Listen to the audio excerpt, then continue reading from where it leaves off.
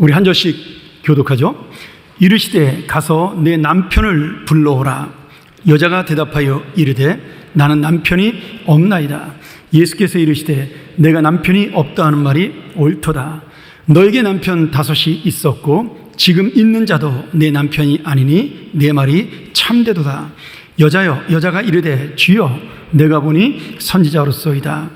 우리 조상들은 이 산에서 예배하였는데 당신들의 말은 예배할 곳이 예루살렘에 있다 하더이다. 예수께서 이르시되 여자여 내 말을 믿으라. 이 산에서도 말고 예루살렘에서도 말고 너희가 아버지께 예배할 때가 이르리라. 같이 봅니다. 너희는 알지 못하는 것을 예배하고 우리는 아는 것을 예배하노니 이는 구원이 유대인에게서 남이라. 아멘. 우리 한 번 더 기도하고 주님 말씀 듣습니다.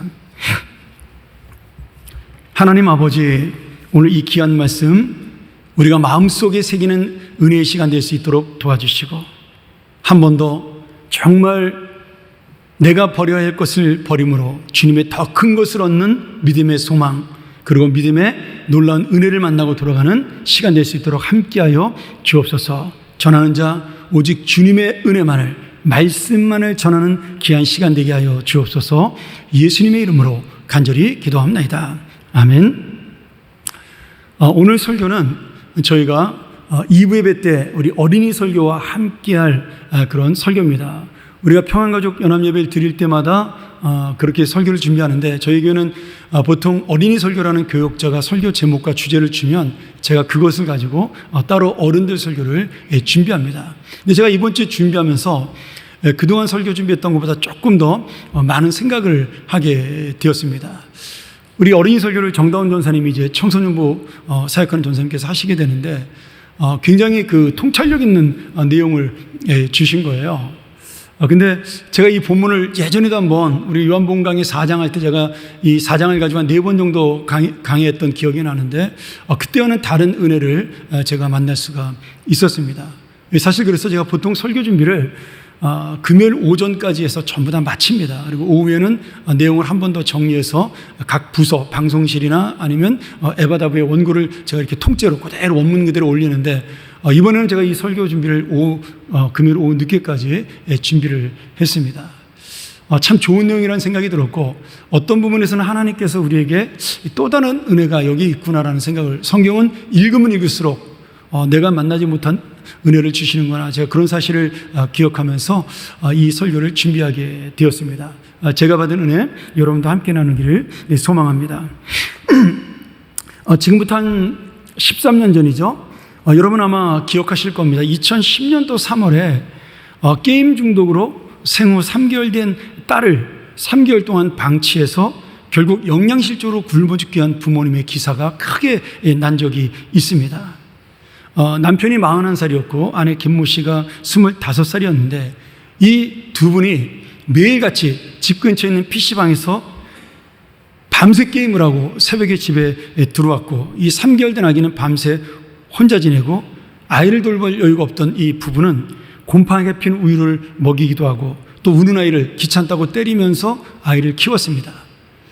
이 아이가 한 달 정도 있을 때는 친정 부모님이 와서 아이를 돌봐줬기 때문에 문제가 없었는데 부모님이 돌아가고 두 사람이 아이를 키우면서 문제가 생긴 거죠. 그렇게 3개월 지나면서 어느 날 와보니까 아이가 숨져 있었습니다. 그래서 이 두 부부가 이제 경찰에 신고를 하게 됐고 경찰이 유아 사망 신고를 받았으니까 병이 나서 죽었나 보다 하고 왔는데 아이가 너무 빼빼 마른 겁니다. 그래서 너무 이상해서 그 아이의 시신을 국립과학수사연구소에 부검을 의뢰하게 되었고 영양실조로 죽었다라고 결론이 나게 됩니다.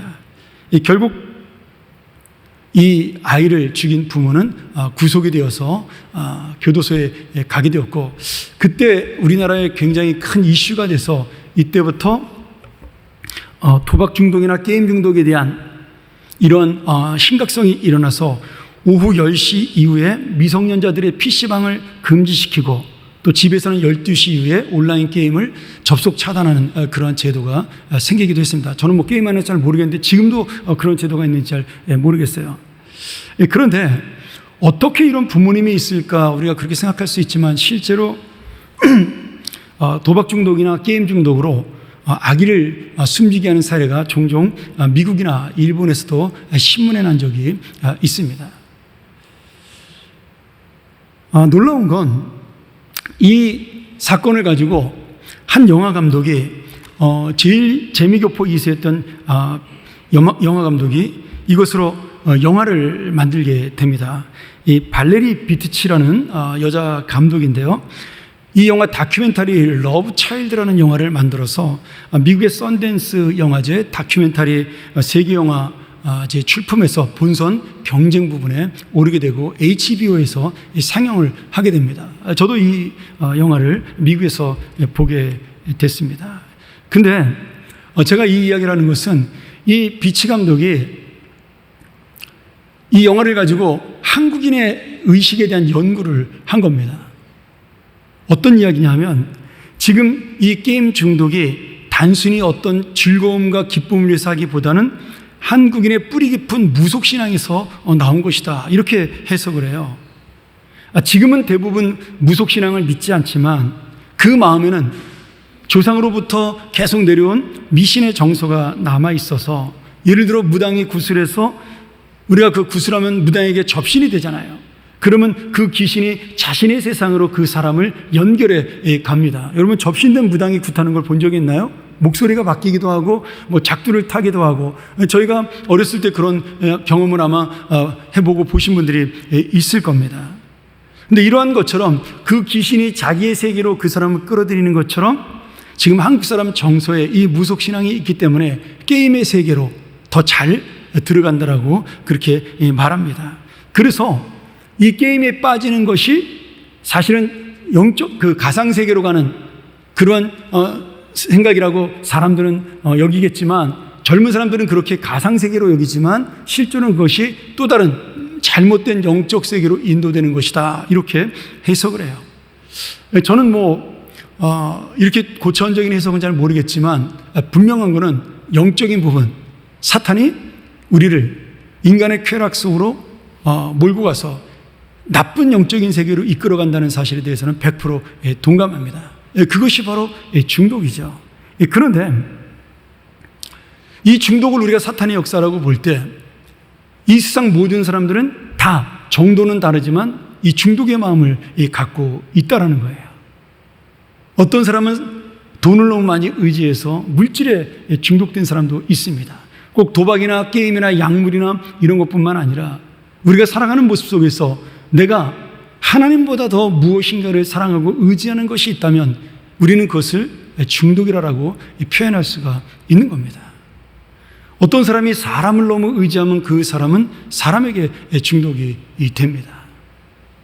명예나 권력에 중독이 될 수도 있습니다. 특별히 정치하는 분들 우리가 알잖아요. 정말 수도 없이 패가 망신하고 안 되는 것 뻔히 알면서도 마치 자신은 될 것처럼 생각을 해서 계속 정치에 뛰어드는 사람들이 있습니다. 그게 뭐냐면 일종의 중독성인 겁니다. 저는 그건 역시도 사탄이 우리를 자신의 세계로 이끌어가는 그러한 영적인 문제다, 이렇게 생각을 합니다. 우리가 이 중독 증세에서 빠져나오려면 두 가지 방법이 있죠. 하나는 내가 좋아했던 이 중독의 상태를 포기하거나, 그것들을 포기하거나, 또는 더 좋은 것을 만나서 다른 것에 내가 빠질 때 그 중독에서 헤어나올 수가 있습니다. 오늘 말씀에 나오는 이 사마리아 여인도 어쩌면은 이 세상의 만족과 기쁨을 찾는데 중독이 되어 있었던 그러한 여인이라고 볼 수 있습니다. 내가 지금 어떤 영적인 갈증과 목마름을 가지고 있는데 그것이 어디로부터 오는 것인지를 잘 모르는 거예요. 그래서 남편을 5번이나 바꾸고 지금 6번째 남편과 살고 있는 거죠. 남편이 여자를 쫓았는지 아니면 이 여자가 남편을 버려서 바꿨는지는 성경에 나오지 않지만 해석이 분분하지만 중요한 건 이 여인은 지금 인생의 행복과 만족을 얻기 위해서 여러 번 그 인생을 간다라는 거죠. 저는 이것이야말로 세상의 행복에 중독이 된 사람이 아닌가, 그렇게 생각을 하게 되었습니다. 오늘 이 여인이 이 중독에서 빠져나오게 되죠. 예수님을 만나고 삶이 변화되므로 이 세상에 나에게 행복을 줄 수 없고 이 세상의 물이 내 목마름을 영원히 채울 수 없다라는 그 놀라우신 영적인 은혜를 깨닫고 예수 그리스도 하나님의 아들을 만난 이후에 이 여인은 결국 영원한 생수를 얻고 이 중독에서 나와 주님을 쫓는 그런 하나님의 사람으로 이 변화가 됩니다. 그리고 그동안 그토록 자신이 찾았던 인생의 만족과 행복을 비로소 얻게 됩니다. 오늘 다시 한번 우리가 이 말씀을 통해서 내가 이 여인처럼 이 세상의 목마름을 넘어 내가 세상을 향해 달려가는 나의 모든 중독 증세, 내 마음을 없애고 다시 한번 주님의 은혜를 붙드는 귀한 시간이 되기를 간절히 소원합니다. 첫 번째로 우리가 함께 나눌 은혜는 사마리아 여인이 지닌 물동이의 물은 육신의 목마름을 잠시 해결해주는 그것에 불과합니다. 오늘 여러분 설교 제목이 물동이를 버리는 법이에요. 그럼 이 물동이가 이 여인에게 어떤 의미가 있는지를 잘 생각을 해야 되겠죠. 이 사마리아 여인은 자신의 삶이 부끄러워서 그랬는지 모르지만 항상 사람들이 밖에 나오지 않는 대낮에 정오에 이 우물물을 길러 나왔습니다. 어떤 학자는 또 그 6시가 저녁 6시라고 말하는 학자도 있습니다만은 대부분은 그 시간을 이스라엘의 시간으로 계산해서 정오에 이 여인이 나왔다라고 해석을 합니다. 또 예수님이 뜨거워서 목마르니까 그 여인에게 물을 달라고 요청을 했겠죠. 시원한 날씨였으면 그렇게 하지 않았을 것이라고 생각이 들고요. 지금 이 여인은 뜨거운 대낮에 물을 길어 나오는 모습을 볼 때 그 뜨거운 대낮이 주는 의미가 뭘까요? 어제도 우리 굉장히 마지막 더위를 보낸 날이었는데 이 덥다라는 것은 결국 목마르다는 것과 연결이 되는 겁니다. 지금 목마름을 보여주기 위해서 이 정오의 대낮을 우리에게 말씀해 주고 있는 거죠. 그리고 그 여인이 물을 뜨고 있는 이 물동이는 세상의 행복을 갈망했던 그 여인의 목마름을 채워주는 눈에 보이는 상징적 도구입니다. 그런 여인에게 예수님이 물을 달라고 요청을 했습니다. 아마도 이 여인은 우물에서 물을 떠서 준 것이 아니라 자기 물동이에 있던 물을 예수님에게 줬던 것 같아요. 그러면 예수님께서 이 여인에게 물을 요청한 이유가 무엇일까요? 그 다음에 나오는 예수님과 여인의 대화를 보면 정말 목이 말라서 물을 달라고 말씀하시는 것이 아닙니다. 왜냐하면 이 여인이 예수님에게 물동이에 물을 줬다라는 기록이 나오질 않아요. 중요하지 않다라는 거죠. 줬는지 안 줬는지는 모르지만 그렇다면 예수님은 지금 여인이 가지고 있는 물동이의 물로는 여인이 찾고 있는 세상의 목마름과 영적인 갈증을 해결할 수 없다라는 사실을 상징적으로 보여주고 있는 겁니다. 지금 그 이어서 나오는 예배에 대한 이야기도 마찬가지예요. 여인이 그리심산에서 예배드리는 그런 예수님께 질문하지 않습니까? 그런데 지금 너희들이 아무리 그리심산에서 예배를 드리던 예루살렘에서 예배를 드리던 너희들의 예배는 너희의 죄를 한 번밖에 속하지 못하는 일시적인 그러한 예배다라고 지금 함께 설명을 하고 있는 겁니다. 지금 예수님이 보여주는 의미는 뭐예요? 영원과 변하지 않는 영원한 생명입니다. 그리고 예배도 하나님께 영원히 드리는 우리의 모든 인생을 말하는 거예요. 그러니 지금 예수님의 말씀과 이 여인은 비교가 계속 되고 있는 거죠. 예수님이 뭐라고 말씀하셔요?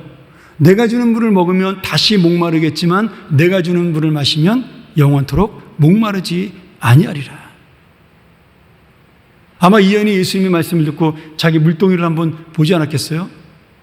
저 물이 나에게 어떤 의미가 있는가? 이 여인이 자랑했던 야곱의 우물물, 지금 이 사마리아 사람들이 먹었던 물이 야곱이 마셨던 우물물입니다. 그들이 드렸던 예배 장소 그리심산은 모세와 야곱이 하나님을 만났던 곳이에요. 그래서 예루살렘 성전에서 예배를 드리지 못하게 된 이 사람들은 자신들만의 의미를 부여해서 오히려 예루살렘보다 더 거룩한 곳으로 그리심산을 여겼고 지금 자신들의 목마름을 날마다 해결해주는 이 야곱의 우물을 굉장히 중요시 여긴 겁니다. 그런데 그들이 붙잡고 살아갔던 예배나 그들이 붙잡고 살아갔던 이 우물물이 그들에게 영원한 목마름의 해결이 안 되고 만족을 주지 못한다라는 거죠. 오늘 여러분, 이 여인에게 주신 예수님의 말씀을 우리가 잘 기억해야 됩니다. 세상의 눈에 보이는 것으로는 잠시 내가 원하는 것을 채울 수 있는 것처럼 보이지만 금방 우리의 영혼은 만족하지 못하고 더 채우기를 원하는 겁니다. 여러분, 제가 요새 미국 대통령 선거 그 기사를 가끔 볼 때가 있어요. 근데 지금 미국 대통령 선거 역사상 가장 나이 많은 후보들끼리 지금 선거를 치를 수밖에 없지 않습니까? 바이든 대통령 같은 경우는 이제 대통령이 되면 90이 넘습니다. 걸어다니기도 힘든 연세에 대통령을 하시겠다고 그러는 것도 참 대단하죠. 그렇다고 지금 강력한 라이벌인 트럼프 후보가 나이가 적은 게 아닙니다. 그분도 대통령이 되면 80이 넘습니다. 이미 80이 넘었죠. 여러분, 세상의 욕망이라는 것이 그런 겁니다. 물론 주변 사람들이 가만히 내버려 두지 않는 것도 있겠지만 지금 그래서 미국 사람들의 가장 큰 걱정이 뭐예요? 바이든이 됐는데 중간에 유고가 될까 봐 걱정을 많이 합니다. 실제로 그런 경우도 있었으니까요. 저는 그걸 보면서 사람은요, 하나를 가지면 둘을 갖고 싶고 둘을 가지면 열을 채우고 싶어 합니다. 그게 우리의 마음이죠. 좋은 것을 가져도 시간이 지나면 시들해지고 새로운 것을 찾는 것이 우리의 욕망입니다. 그러니 오늘 다시 한번 우리가 이 말씀을 보고 깨달아야 될 것이 무엇이에요? 내가 갖고 있는 내 인생의 물동이의 물을 마셔서는 다시 목마를 수밖에 없다라는 거예요. 내가 그곳에 물질의 물동이를 채우고 명예의 물동이를 채우고 사람의 물동이를 채워도 그 물동이의 물로서는 내 영혼을 만족시킬 수 없다라는 겁니다. 그러니 오늘 이 여인이 깨닫고 붙잡게 된 영원한 생명수이신 우리 예수 그리스도를 오늘 이 시간에 다시 한번 붙잡고 살아가는 우리의 인생이 되기를 간절히 축원합니다. 두 번째로, 예수님이 주는 생명수를 마시려면 내가 갖고 있는 물동이의 물을 내려놓고 포기할 수 있어야 됩니다. 이 여인은 예수님과의 대화를 통해서 그분의 그 말씀이 바로 내가 그동안 인생 속에 찾았던 이 세상의 행복, 무엇이 진짜 나를 기쁘게 하는가에 대한 그 해답을 얻게 되죠. 그러면서 그분을 하나님의 아들 메시아로 인정을 하게 됩니다. 당신은 참으로 이 선지자로서이다, 이렇게 고백하잖아요. 그리고 예수님을 믿고 구원받는 것이 진정한 인생의 기쁨을 누리고 영원한 생명이요 평화요, 또 이 믿음으로 살아가는 것이야말로 진정한 예배라는 사실을 깨닫게 돼요. 그리심산 예배가 중요한 것이 아니라, 예루살렘 성전 예배가 중요한 것이 아니라, 내가 오늘 예수 그리스도를 붙잡고 살아가는 것이 내 인생의 참된 예배구나, 이 사실을 마음속에 담게 됩니다.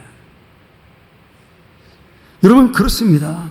진정한 예배의 기쁨은요, 물론 오늘 우리가 드리는 찬양과 말씀 속에도 있지만 내 삶 속에 예수 그리스도만이 나의 전부라는 사실을 알고 그분과 함께 동행할 때 진정한 인생의 만족과 영생의 기쁨을 누리는 날마다의 예배가 우리 가운데 일어날 줄로 믿습니다.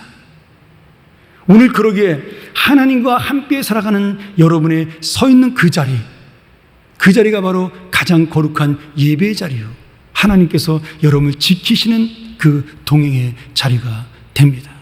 여러분의 가정이, 여러분의 일터가, 그리고 여러분의 함께 만나는 그 자리가. 오늘 이 놀라운 은혜를 깨닫고 주님 앞에 나오게 된 이 여인, 예수님을 하나님의 아들이요 구원자 메시아로 믿게 된 여인에게 놀라운 변화가 일어나죠.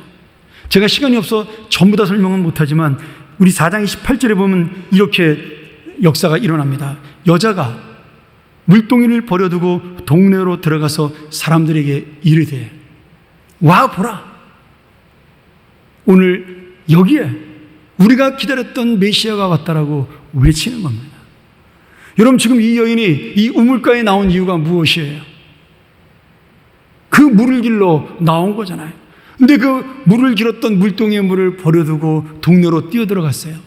이 여인이 정오에 지금 그 뜨거운 태양볕에 물을 길러 나온 이유가 뭐예요? 사람들을 피하기 위해서 나왔습니다. 그런데 내가 갖고 있었던 인생의 목적이고 의미였던 물동이를 버려두고, 그리고 내가 피했던 그 사람들을 향하여 이제는 달려가는 여인의 모습을 통해서 이 한순간의 행동이 이 여인의 인생을 완전히 바꿔놨다는 것을 우리가 깨달을 수가 있는 겁니다. 사랑하는 여러분, 이제 이 여인은 자신의 물동이가 내 인생의 도구요 채우는 만족이 아니라 예수의 은혜, 예수를 만나는 영생의 기쁨이 영원한 생명수라는 사실을 깨닫게 된 것입니다. 그 순간에 이 물동이는 더 이상 귀한 것이 아니라 버릴 것이 되었고 포기할 것이 되었습니다.